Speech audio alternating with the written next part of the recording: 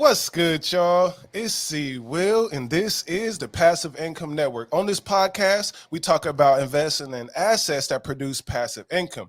Make sure you hit that like button, subscribe, and leave a comment and say what's good.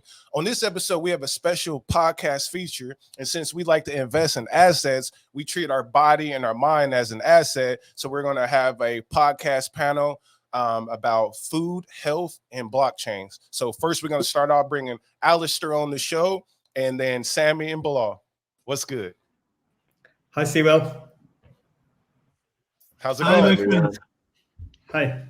Yes. So let's set the stage real quick. These are some friends I made throughout the years in the blockchain and crypto space. Each one of them has a specialty and expertise. So we're going to start with Alistair. Can you say hi to the audience and let them know who you are and what you're building?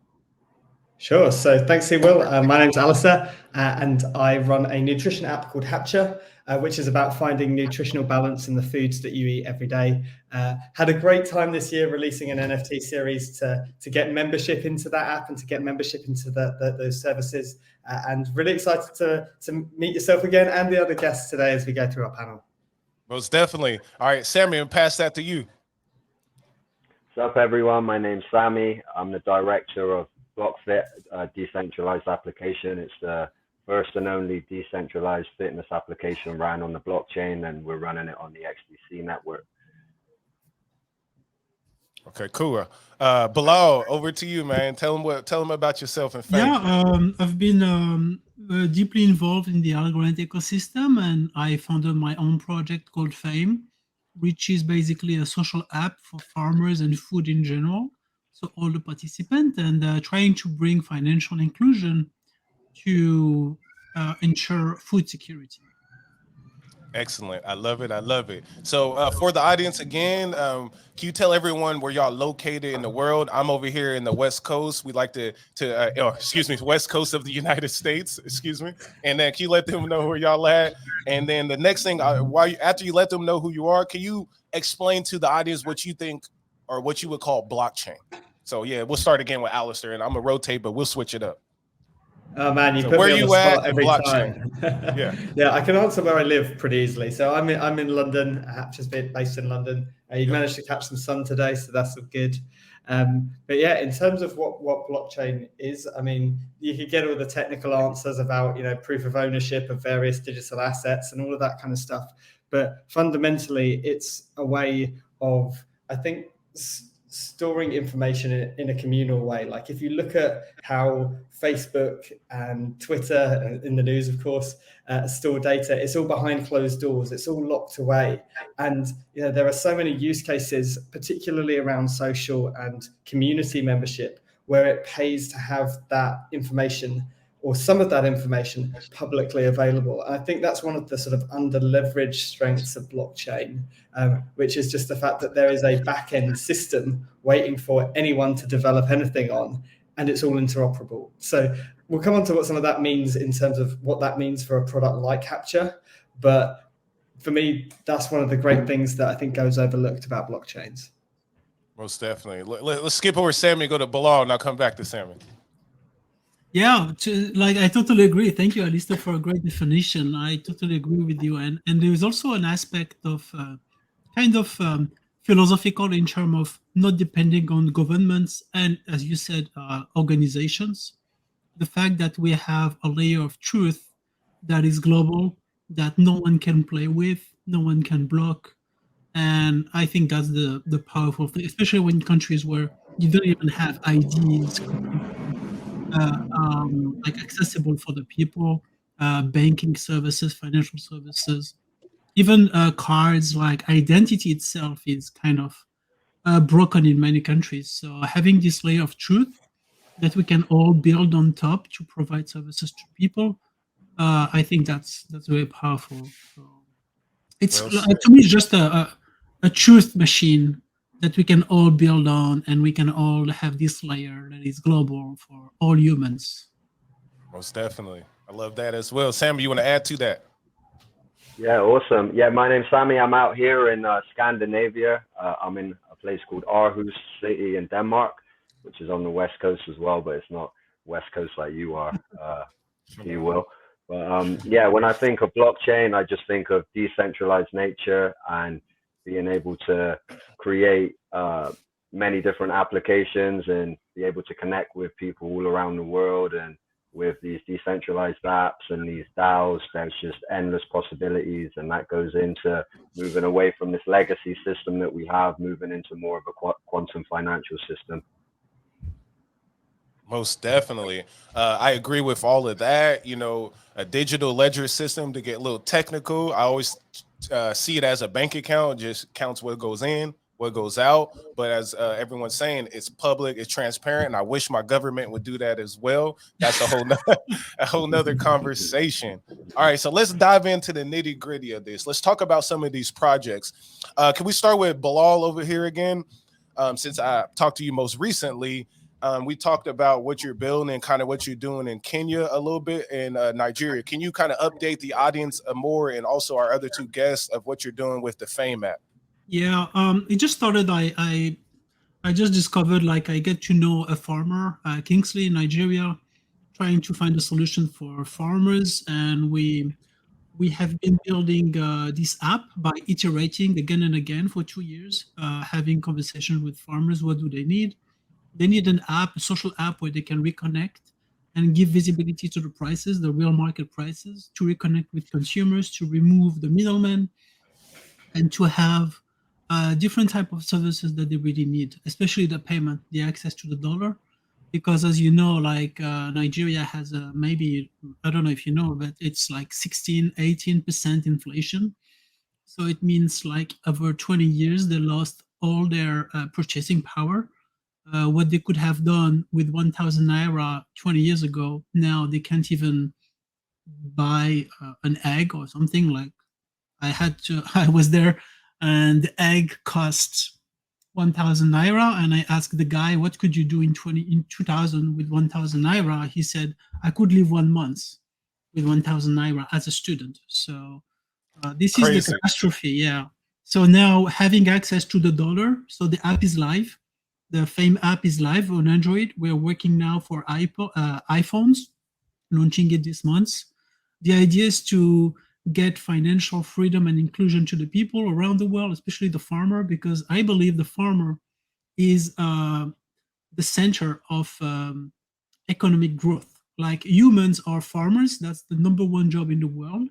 Yep. So the idea is to empower smallholder farmers that are unbanked in developing countries, so they can leverage their society up. Like, they can help, they can recruit, they can give work, and they can give food, and transparent food, because in many developing countries, farmers don't even know how to produce, how to use chemicals, how to use certain kind of things.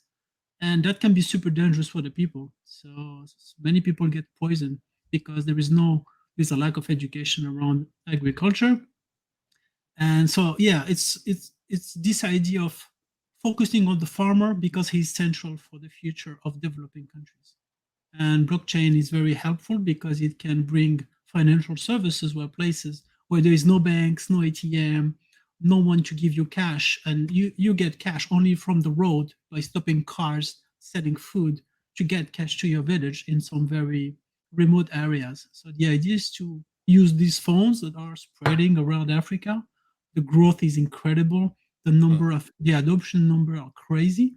So to give a real use case to mobile phones and to a social app that is can be useful for food, jobs, financial inclusion, and in the future we're working on a treasury management so they can build their own financial tools, basically. So they won't need they won't have to wait forever for banks to come to them. Oh, I love it. Always love to hear about it, man. Because here Thank you. locally, yeah, for sure. Like here locally, or I'll maybe go back. I watched this documentary the other day called Food Inc., and I highly recommend it. It came out in 2008, but it talks about like how the food processes in the U.S. works. And then now, you know, you can see how things have spread around the world with industrialization and whatnot. So big shout out to Bilal and everyone else who's working in these industries. Sammy, let's go to you next.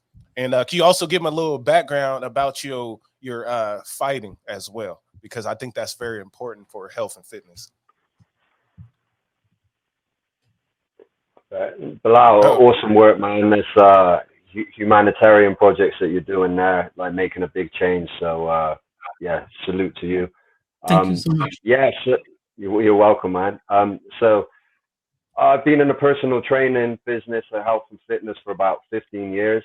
Um, During that time, I got involved in teaching workshops all around the world. I'm an elite coach for the World Calisthenics Organization. So there's a sport called calisthenics.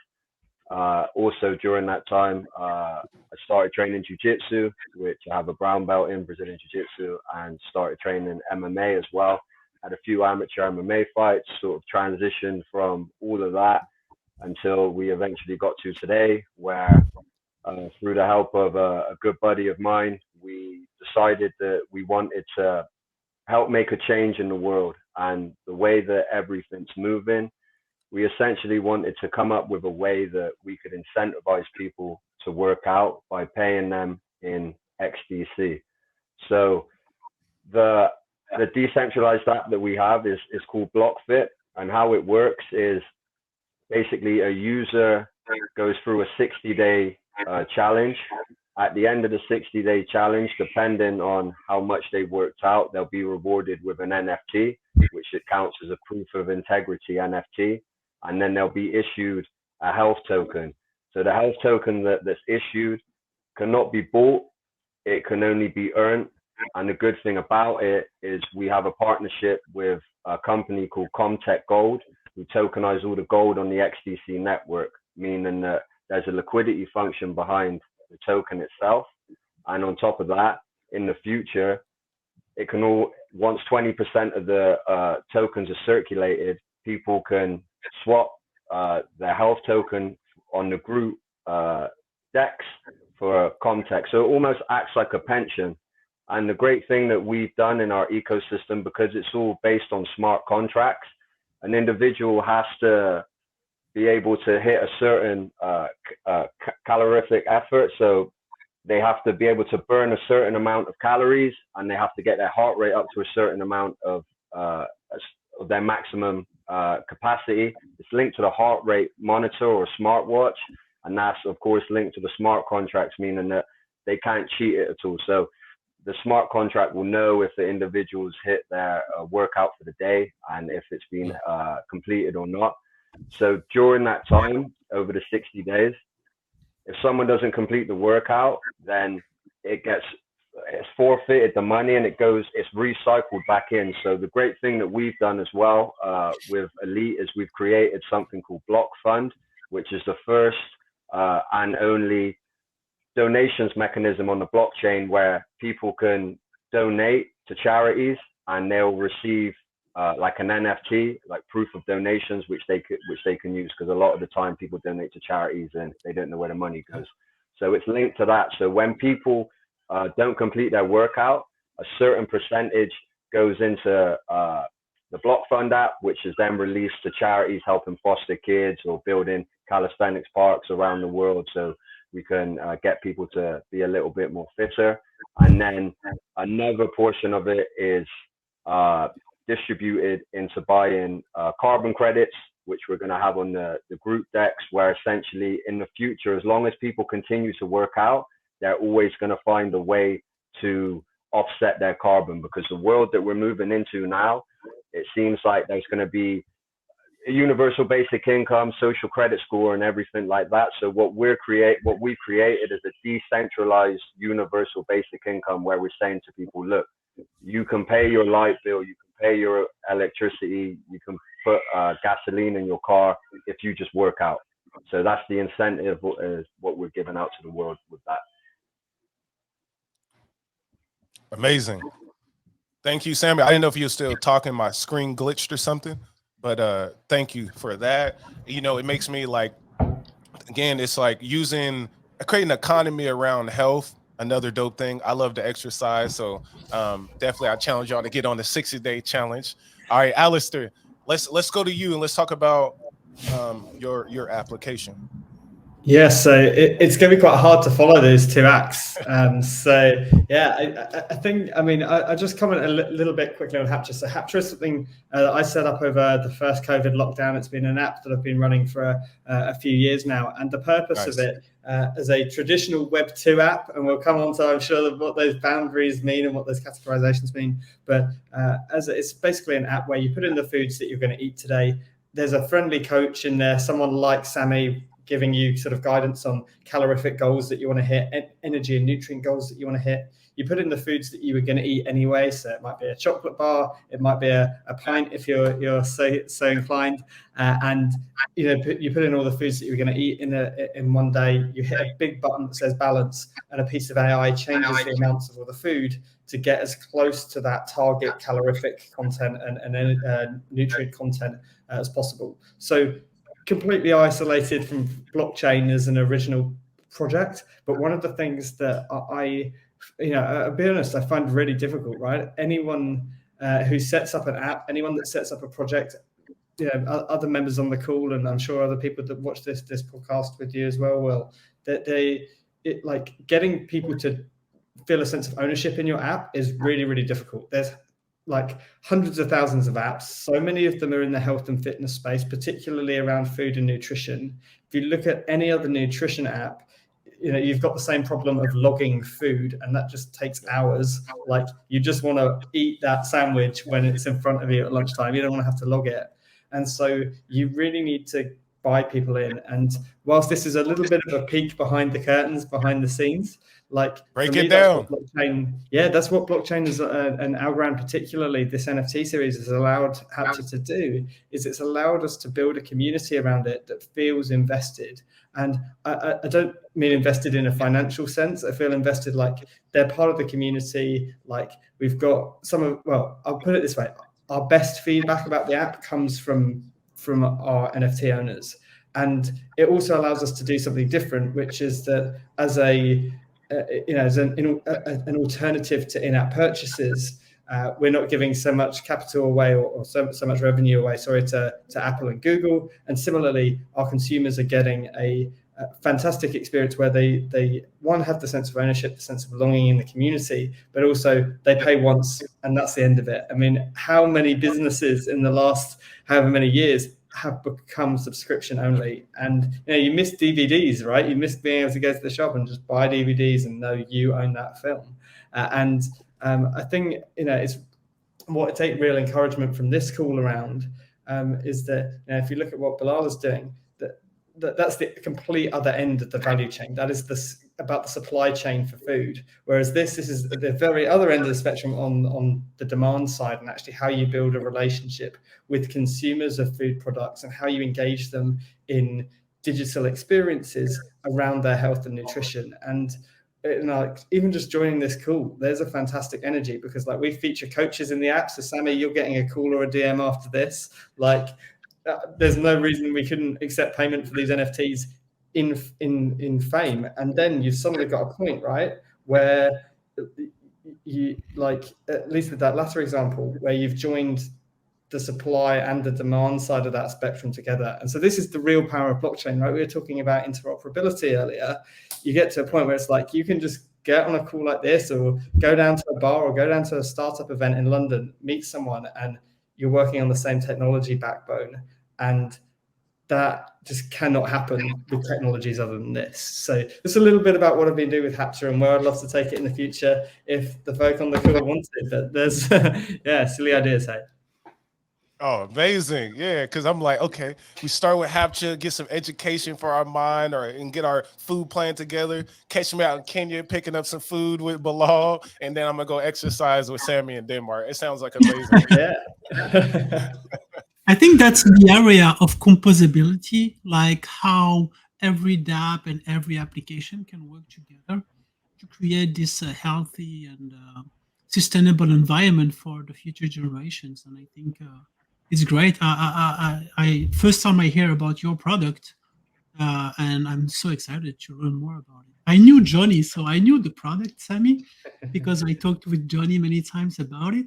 So it's very interesting. But it's the first time I hear about Hapture, so I'm very excited about it. Yeah. I'm happy to meet Alistair. It's like cool. Okay. I mean, just a quick Go ahead. thing to add there. The number one passive income tip is get out there and meet people, right? Because like even in this group, like we've just found like 3 different areas, and thank you for bringing us all together, Will, because this is great. Like you get to a point where you meet people, you come up with silly ideas. You say, "Hey, would this work, Sammy? Would you like to be in an app, or could your NFT also unlock membership to Hatcher, so that people doing calisthenics challenges can then go and do the nutrition piece as well that accompanies it?" And suddenly we're referring customers to each other, which is really, really high value. So this has got to be the number one passive income tip, or just income tip, is like, work from home is great, but there's a little bit of get out there and meet people as well. Yeah, and that's why, like, shout out to Zoom and all the other softwares out there. This thing changed my life. I almost live overseas, living in the US. How much I'm on this thing. But yeah, man. And so, but what we said was synergy. There's synergy between all of these apps. There's synergy, and the same reason why I love blockchain is borderless. It's cross borders. So now, can we talk a little bit about sentiment? Crypto sentiment, and I guess regulation in your areas. In the US, sentiment is more like crypto's a scam, right? But if you can get someone to speak on the technology, then they have a better understanding that, oh, you could do a real estate product, you could build a health app, you could do fitness. But our senators and our lawmakers, whatever they're dealing with, they haven't made decisions to allow companies to properly use crypto, and then the media is kind of fear mongering. What is it looking like in your regions? I know Bilal is out in France. Each one of y'all essentially is in a different country. Can you speak about your region? And we'll start with Bilal. Yeah, it's very interesting what's happening in Europe and in France in particular, because the president and the Minister of Economy here, they are actually forward-looking. I am myself part of an incubator for innovation here in Chartres, near Paris, and they are really supporting us. Like, we have experts on every field to help us. We have training every week as founders, and they are very willing to integrate blockchain into all aspects of society. The European Union itself, they were getting ready for they call it cash plus cash, or plus cash something. So it's the euro CBDC, and banks are already starting to work, like Société Générale, which is one of the biggest bank in the world, French bank. They are getting their stablecoin ready, euro stablecoin ready. We have a lot of things happening here, Crédit Agricole as well. So the environment is very, very good, and the regulation is actually okay. I just need to have, like, I'm in the process of getting an associate that has the qualification, the skills for us to get the agreement, like Binance, etc., to be able to manage funds. So once we have that, we can launch the DeFi. We can connect our users to solutions like Volksfinance, for instance, or other product, Tinyman, and staking, farming, lending, borrowing in a very easy way, all regulated, which is amazing, because I think Europe and France has really stepped up their game. Now we are far ahead of the US in terms of clarity, regulation.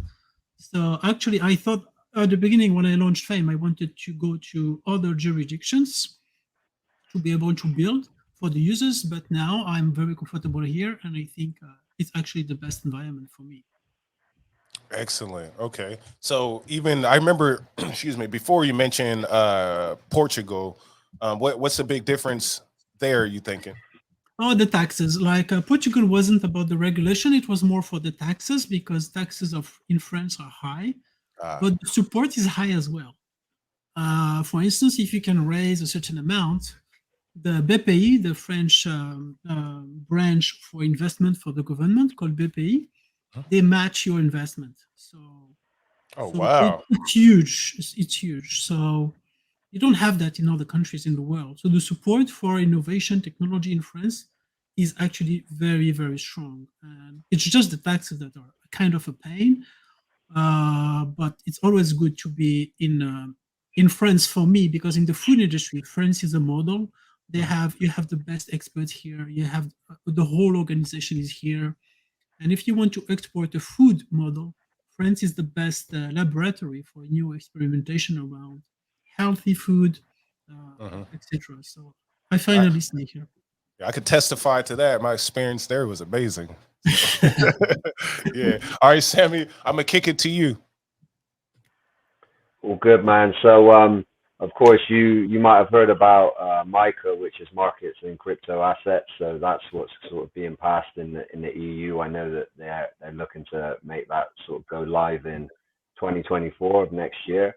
There was an article that came out, I think, yesterday over in Denmark, where I am. There's a private bank called Saxo Bank, and they lend. They sell crypto to their customers, but the Danish government, as of yesterday, basically said to them, "You got to stop doing that until these regulations are put in place." So over here, it's a little bit, yeah, it's a little bit slower. I know that there's big partnerships with IBM and Maersk to do with supply chain, and there's a lot of things, but it's more so on the DL and hush hush. There are people building, but again, I think it's more so they're just waiting on the regulations before, these big sort of organizations and these big banks and that are able just to go and put the bag down essentially and tokenize everything, because again, it's once there's regulations and once they tokenize pretty much everything, then we're good to go, right? So it's just a process. I think that over the next year or two, it's definitely gonna start to speed up and happen. So we just gotta wait. Yep, it's slowly happening. A lot of things are happening globally. Even countries like Hong Kong, Singapore, like y'all mentioned, in Europe, a lot of things. Alistair, you got anything to add to this as well?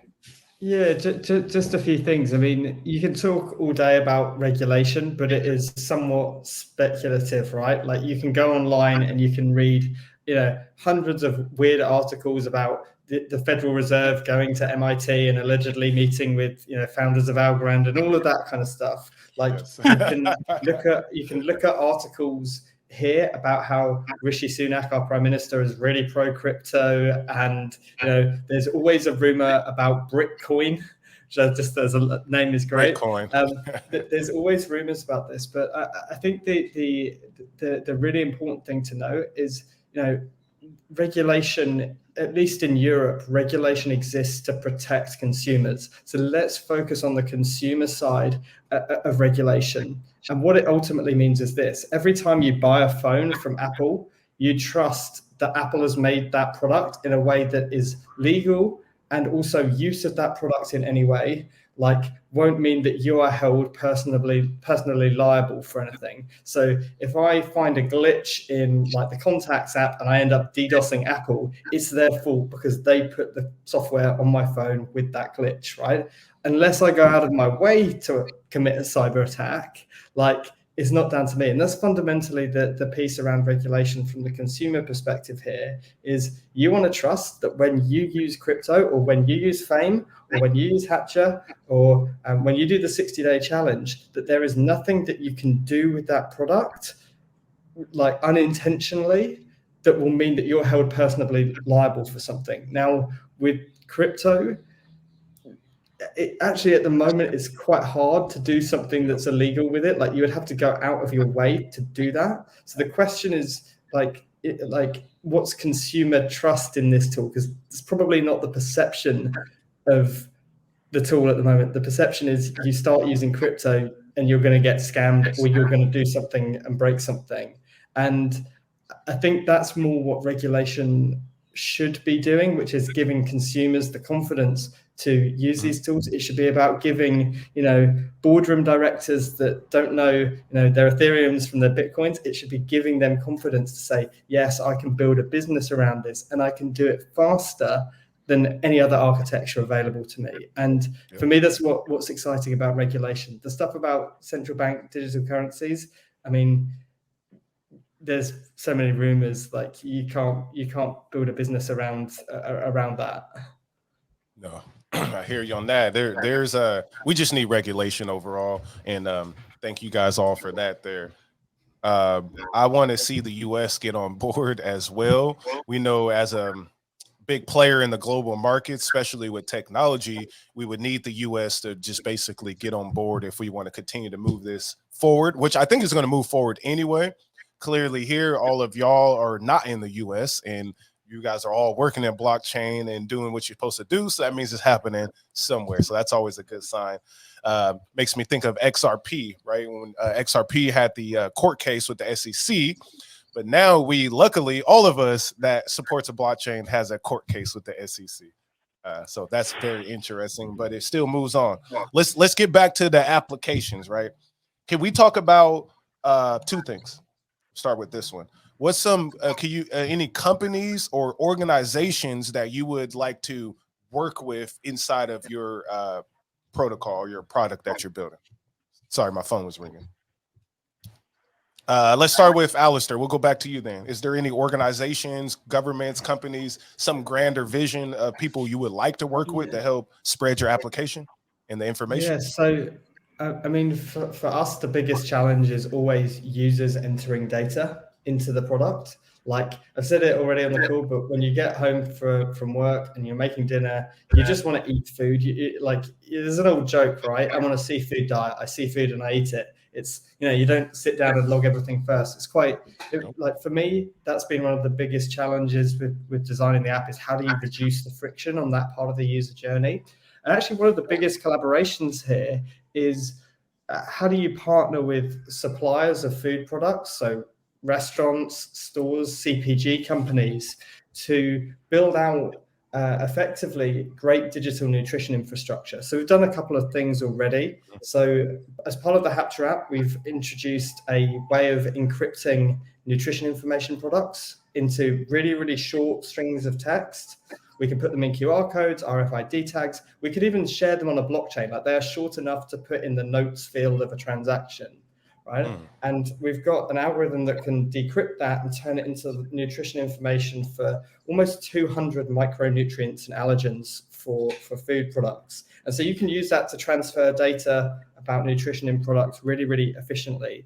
And for us, that's great because it means that if I'm eating a food, you can scan the tag in your app and we're eating together. Only one of us has to go through the pain of entering it. But we also did trials with a local refill supermarket where we put those QR codes above every dispenser in this refill supermarket, because of course, as we transition hopefully to a future with less packaging and less sort of impacts on the planet, as you go in there, you're going to have to serve yourself into like refill containers and Tupperware, and you walk away without the nutrition information for that food that you're about to put in your body, right? Like having a way of communicating nutrition information digitally is really important. And you'll be glad to know that we've made that free and open source. So a great example would be someone like Bilal comes along and makes it really easy for vendors on his platform to enter the nutrition information for the products that they're selling. And that then embeds the QR code in the website. And maybe you click through it and it opens in whatever Hapture tag enabled app you've got already on your phone. So you might have Hapture and it opens in that, but you might have an app dedicated to detecting whether there's traces of nuts in a product, or an app dedicated to what to eat before for pregnancy and childbirth, for example. Like you can build use cases around that. So my dream really for Hapture is to work more and more with the people that make and sell our food. Like that's just one example of how we're doing that already with the QR codes. But as you go further, you can start to say, let's put that on product packaging. You could work with any restaurant as well. Like I really want to build a feature at some point that's like, hey, you're low on protein today. What are the best options in the restaurants around you, right? And is there a commission model where we can refer people to those restaurants, they get a voucher or something, or maybe they just go there and we get a commission, or maybe we don't, who knows? But like just making it really easy for people to interact and get access to the data of what they're putting in their bodies when it comes to food. So a load of free inventions there for anyone that wants to reach out and use it for something. Wow. Awesome, man. I'm muted. Yeah, so it makes me because let me see, what was it? Oh, the Apple, they dropped their new headsets, right? Facebook got their Oculus. Eventually, we're gonna see those things just pop up. You're like, what's that health and nutrition? Like, you hit my app and it just, I'm visioning right now. Well, you're gonna love this then. You're gonna love this, Will, because so I've got a prototype version on my phone. So I don't know when it will come out, but basically there's a version of Hapcha coming where you can take photos of like the nutrition labels on the back of products, and AI reads that off the back and reconstructs it. Obviously, it works with the Hapcha tags and with barcodes as well. But now getting to a point as well where, I mean, even just in the last month, so we have a big database for Hapcha with about 750,000 food products in every English-speaking country across the globe. And it's impressive. As of this month, I've given access to that to a bespoke instance of ChatGPT. And that's allowing you to literally speak to the app and say, add 2 sausages, a ration of bacon and an egg to breakfast. And it's ChatGPT is going to that database. It's navigating it like a pro and pulling all this information to get a good sense of what size is a rasher of bacon, how much is 2 of them, right? All this kind of stuff, and getting the nutrition information right. And to Bilal's comment earlier as well, like that a lot of that data comes from a French company called Open Food Facts, and between them and some other groups as well, you get a real sense that France, exactly as you're saying, is so ahead of the game when it comes to food and nutrition. So yeah, I think I've got to learn French. I've got to find someone that can do the app in French. And Google Lens too. I use that to figure out what different plants are around my neighborhood. Yeah. It's getting interesting.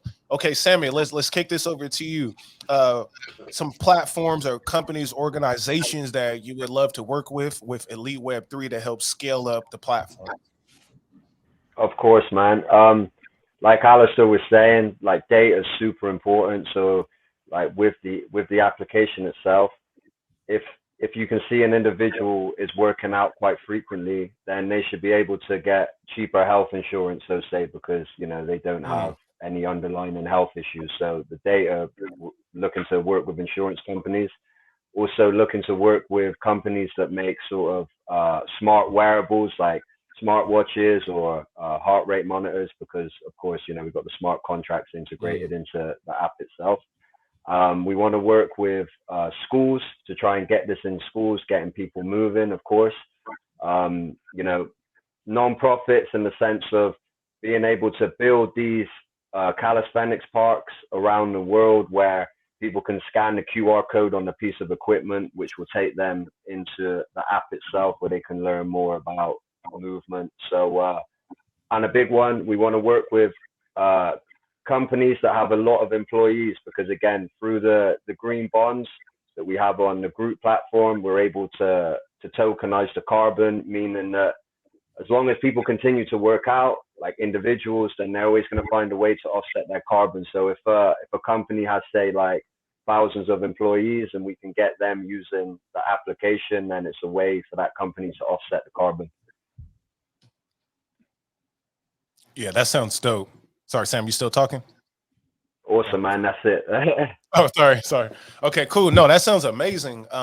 Again, going into always the youth is always key. I do a lot of, speaking to the youth and whatnot throughout my years in the community about things, but the youth is always key, right? If we can build them up to be healthy, sharp, and smart, less likely they'll need to go to the hospital for illnesses and whatnot. So yeah, definitely that sounds dope. I want to see that Elite Web3 app keep building.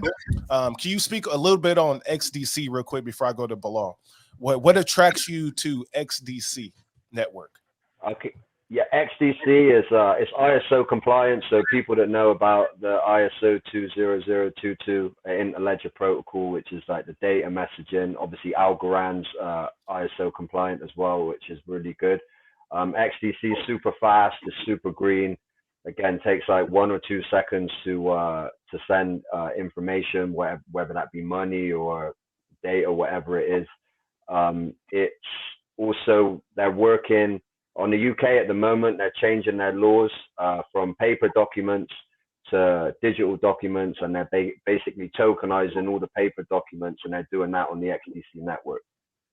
So it's going to be a powerhouse, and R3, which is tokenizing real world assets like stocks, bonds, and derivatives all around the world, that settles in XDC. So it's going to be a very good platform in the future, and it's really good to build on because it's already got smart contracts integrated into it, so it's easy to deploy decentralized apps. Amazing. All right, thank you. Bilal, over to you. Thank you. Yeah. Yes, over to you. And can you also mention your new position, if you could speak on it as well? Oh yeah. I've worked to try to integrate like the organization that help to develop smallholder farmers and food economy. So now I am part of the International Emergency Management Organization as the food commissioner for food security. Sorry. And that gives me a great way to access policymakers, but also other UN organizations. So in Morocco, we're working with the UNPD, UN United Nations Program for Development, and we can support small cooperatives of people that work in very remote area that are being exploited by middlemen as usual, and how to find ways to introduce them to the digital world and trying to get them to the consumers, or try to get the consumers to them, for the consumers to go in a touristic way to visit also the real people working for their food. Because it's just a simple fact, like we don't know what we are eating. Like I don't know what was your last lunch, but maybe only Alistair know exactly what but Alistair knows what he has eaten. But do we know who produced the food and how it was produced? It's really complementary with what you do, Alistair, because you get the molecules inside the food, but we also need to get how it was processed, the people behind it. And I want to focus on the people that really produce it. So working with the UNPD is great because it's a global network.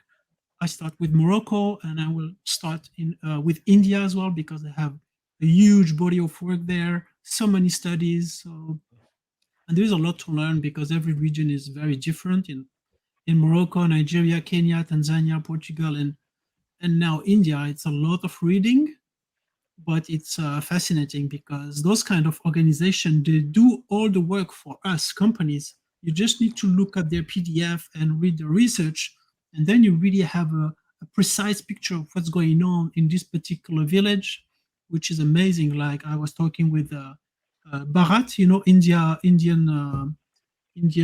That developing program, right? Yeah, and they have done so many studies already I can rely on, which is great because the most precious, there are many precious things. There is the price, the real price of the product that is hidden by the middlemen to take advantage of the producers and the consumers. And also there is the knowledge about the situation, what are the opportunities, what are the conditions, etc. So information, that's what Alistair is providing, is great information about the food, but there is also information about like the landscape, the people, almost the sociological way, like how things are being done in terms of commerce. So yeah, to answer your question is, UN is a great entry because I can talk to policymakers.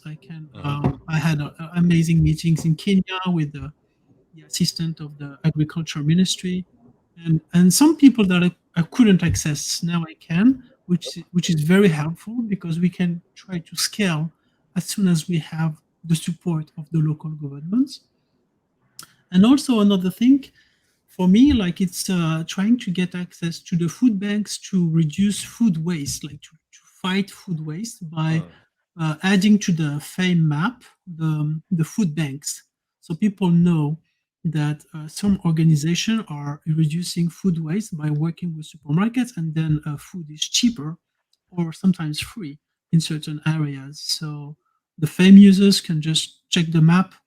Here it is. There is this organization or food bank that I can go to. Here is what they have today, how we can access. So I'm trying to work with food banks a lot and organizations that reduce food waste. That's my focus right now.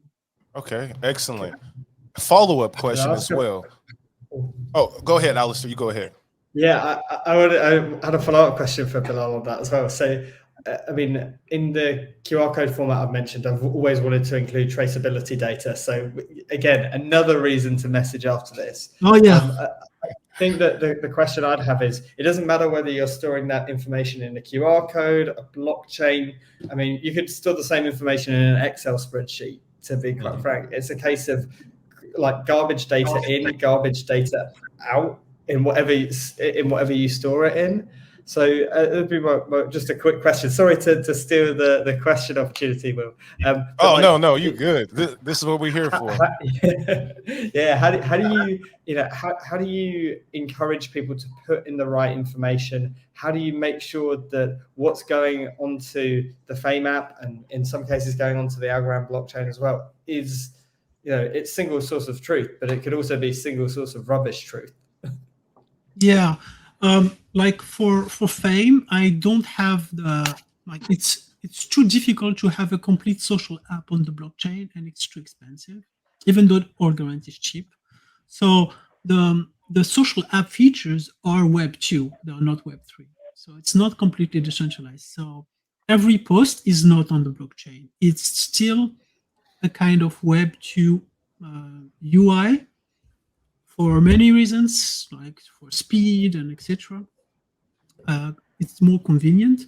I wish I could build a completely Web3 social app. There are some projects like around. I've seen some of them. It's incredible.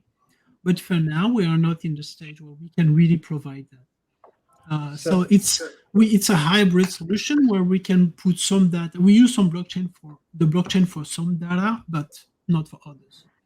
So to answer your question, the data that we have is the people are themselves with their social app account.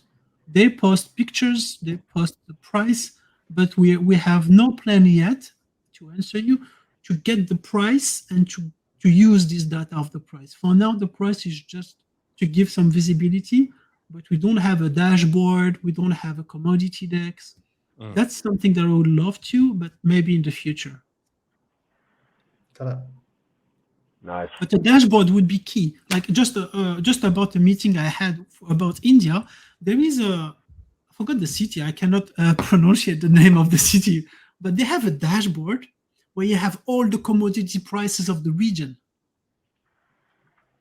Like talking about all the grain, everything like that. Okay. All the commodities of the region are on the dashboard live, and people are sitting there to do business. So the idea for me, it's not to get this data myself. I cannot. No one can.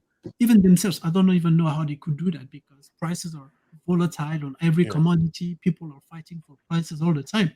But what I can do is just add a live stream on the app. That's what we're working on, to have the dashboard live on the app. So the farmer in very remote area can just have a look at the video and look at the prices today to have an idea of the price, because information is key to reduce poverty. Poverty is a lack of information most of the time.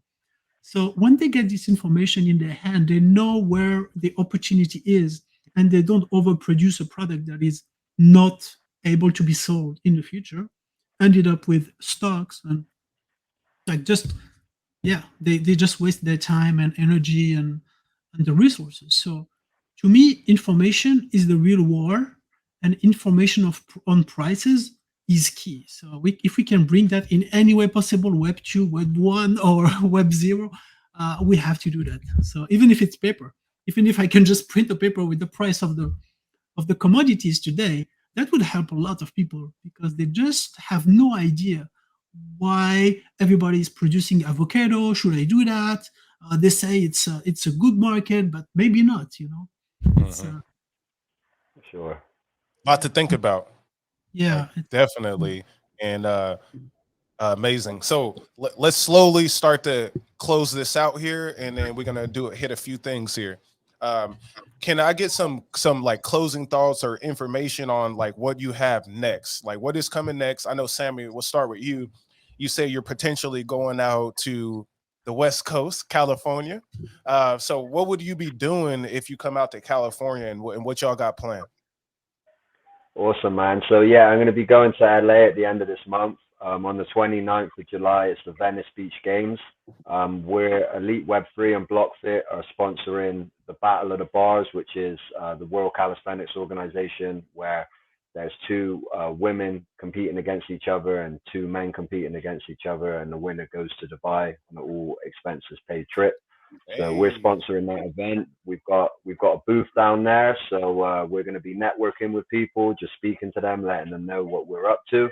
So if you're down at Venice Beach during that weekend, come say hello to us. We're all friendly people. We don't bite. So yeah, and there'll be some XDC up for grabs, and I think we're going to be giving a giveaway with a VR headset as well. So come down.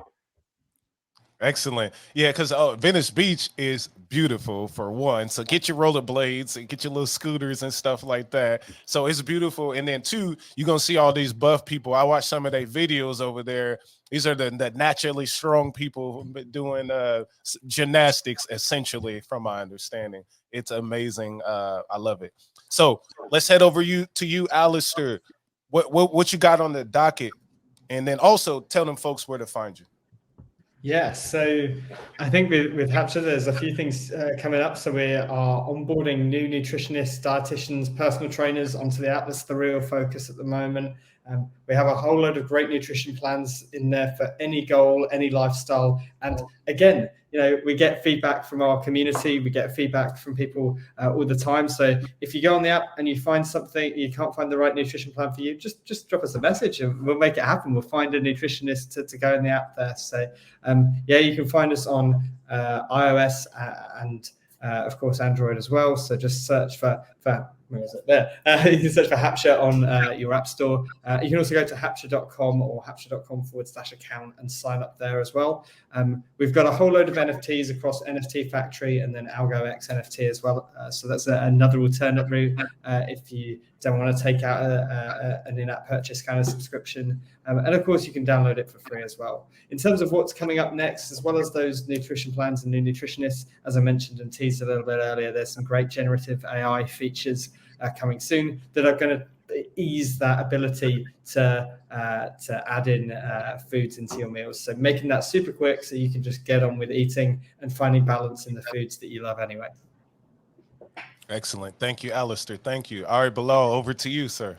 Wow, that's amazing what Alistair is doing. I'm really impressed. And yeah, so what I am like, we are launching the iOS version. Like now we're working on that and the new design to make like the experience to using the app better, like more enjoyable, because now it was more like MVP. And what I'm really excited about, we are doing this treasury management, like kind of DAO. At the beginning, it will work with the Fame token, the testnet, and then the mainnet Fame token. So basically, anyone can put money in, like anyone can give donations or they can put money themselves as a community. And to take it out, it's a majority kind of voting. And also we added some settings like if you voted more before, you have more power. It increases your power. If you have been holding the token for a longer period of time, you have more power. So it's just a way to automate what's been happening around the world. In India, it exists. In China, in Africa. In French, they call it tontine in Africa. So basically, they put a box, they put money in it. Everyone puts $10 each. And then at the end of the month or the year, someone can take everything to invest and to create this kind of fund. So now we automated it. We are finalizing it on testnet. We are testing it. We will launch it on testnet. And then there will be the global Fame DAO that will be accessible to all Fame holders. But we are going to replicate it to local community of farmers. So that gives them the power to have their own treasury management at the local level, only themselves, no government, no company, no one can mess up with their decision making. And the people who participate and voted more, who are more engaged into this community DAO, have more power.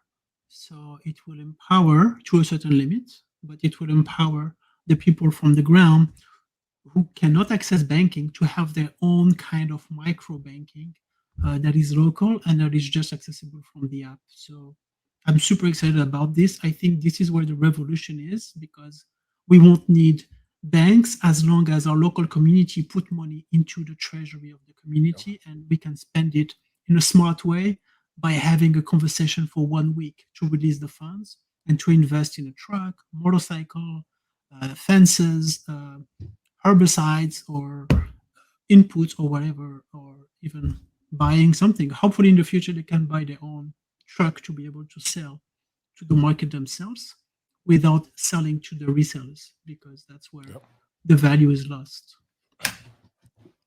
Amazing. The future will be tokenized. That's what I'm hearing right now. That's for sure.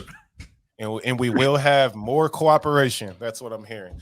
Excellent. Really, I appreciate y'all. Thank each one of you for coming on the Passive Income Network, sharing with my audience what you're building, how you're using blockchain technology, and then how you're trying to do something positive in the world.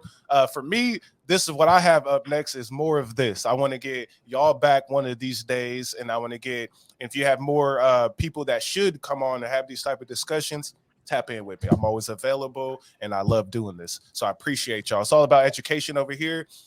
Any final words y'all want to say bye to the audience? Start with you, Alistair. What can I say? I mean, you've heard everything that you could want to know about tokenomics, food, nutrition, and health. And all I can leave is exactly how you started, Siwa, by saying, yeah, hope you all stay healthy. And there's some great Web3 related tools to help you do that. Excellent. We'll go over you to Bilal and Sammy just real quick, and I'm going to do my outro. Yeah, I think we just need to get the new generation ready for a new world. Like, we need to change things. We need to get out the supermarkets, basically. Excellent. What about you, Sammy? That's it. It's just about education, right? If we can educate people about what they're eating, how they can move, and educate them about blockchain so that they can transition into this new world, then that's the most important thing.